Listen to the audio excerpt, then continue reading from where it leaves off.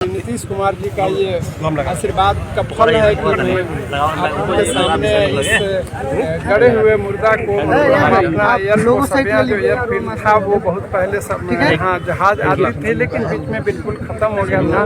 पता ही नहीं था इसका, कहीं कोई रिकॉर्ड नहीं मिल रहा था। इसको रिकॉर्ड को निकालने में हमें करीब 1.5 साल लग गए।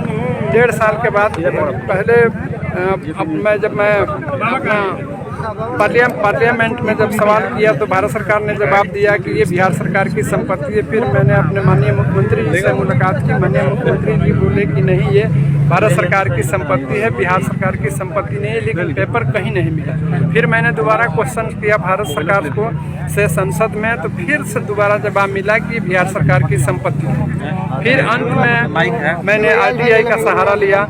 एक RTI किया, उसमें जवाब नहीं मिल सका। फिर दूसरी RTI लगाया, उसका जवाब नहीं मिल सका। फिर तीसरी बार अपील में जब मैं गया तो सरकार उसको ढूंढना शुरू की। चूँकि ये एयरफील्ड एयरफोर्स का है और ये 1868 में बना था, सेकेंड वर्ल्ड वॉर के टाइम में। उसमें ब्रिटिश गवर्नमेंट थी, उसकी राजधानी कलकत्ता में थी। इसलिए ढूंढते ढूंढते वो पेपर, ये सबिया एयरपोर्ट का पेपर कलकत्ता में मिला और वहाँ जो रिकॉर्ड मिला, उस रिकॉर्ड में हमें मिला कि ये 470 एकड़ ज़मीन है, जिसमें 470 एकड़ ज़मीन हम लोगों के लिए बहुत ज़्यादा है। पटना एयरपोर्ट 200 एकड़ से कम में ही काम करता है या 200 के आसपास है। तो मैं समझता हूँ कि उससे काफ़ी बड़ा है और सरकार इसमें चाहेगी तो बड़ा एयरपोर्ट बन सकता है, इंटरनेशनल एयरपोर्ट भी बन सकता है भविष्य में।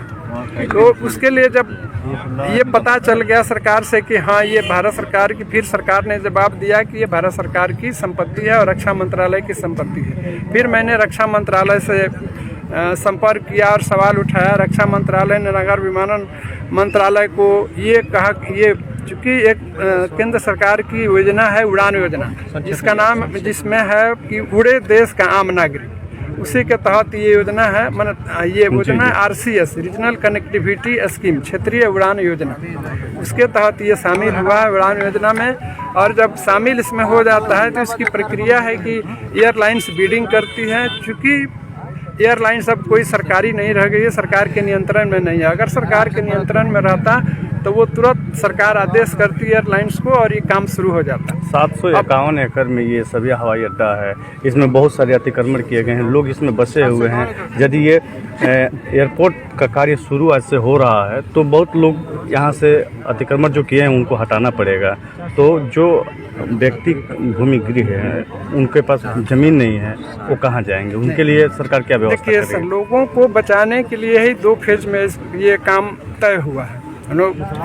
बिहार सरकार, रक्षा मंत्रालय और हम यहाँ का स्थानीय प्रशासन और मैं मिलकर इसको 2 फेज में पूरा करने का कोशिश, मैंने ये निर्णय लिया गया है इसलिए कि सब लोगों को दिक्कत नहीं हो इसमें। और अभी जब 200 एकड़ चिन्हित किया गया है, इसमें ज़्यादातर खेती का अतिक्रमण की है वो जमीन, तो उसमें तो किसी को परेशानी नहीं होगी, खेत है वो ले लेंगे। कुछ हो सकता है कि और भी घर इसमें पड़े, लेकिन मैं उम्मीद करता हूँ कोई पड़ेगा नहीं।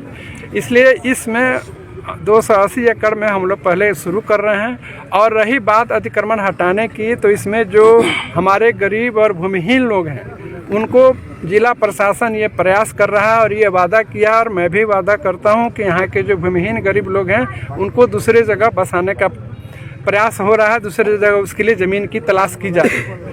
तो कोशिश है कि किसी को उजड़ना नहीं पड़े, जिसका कोई आश्रय नहीं हो। और बाकी जो जनता हमारी है, जो सक्षम है, क्योंकि बहुत हमारी जनता है कि अपने गांव में भी घर है, यहाँ भी घर है, तो उनसे मैं हाथ जोड़कर प्रार्थना करता हूँ कि उन्हीं के फायदे के लिए है और उन्हीं के क्षेत्र का सबसे ज़्यादा विकास होगा। उस विकास का फायदा सबसे ज़्यादा उन्हीं लोगों को मिलेगा। इसलिए वो कृपया धीरे धीरे खाली कर देंगे तो एक हम लोग के गोपालगंज जिले के लिए एक कृति। लक्ष्य क्या है? कब तक इसका समय सीमा रखा गया? अब एक सारी प्रक्रिया पूरी हो चुकी है, एक ही प्रक्रिया बाकी है, वो है अभी मैंने आपको बताया कि अगर केंद्र सरकार के अंदर में एयरलाइंस रहती तो वो तुरंत शुरू हो जाता। अच्छा। लेकिन चूँकि जितनी एयरलाइंस हैं सब प्राइवेट हैं, तो इसकी अब प्रक्रिया ये है कि जब भारत सरकार बिडिंग निकालती है, उसमें बिडिंग में जनता के शब्दों में मैं कहूँ कि टेंडर निकलता है। जनता को समझने के लिए। जी, जी। जैसे वो बिडिंग निकलेगा, कोई भी एक एयरलाइंस बिडिंग उसमें कर देगी, जिस दिन बिडिंग कर देगी उसके बाद से भारत सरकार इसमें काम लगाना शुरू कर देगी। सर हम लोग को मैंने बता दिया, सर, एयर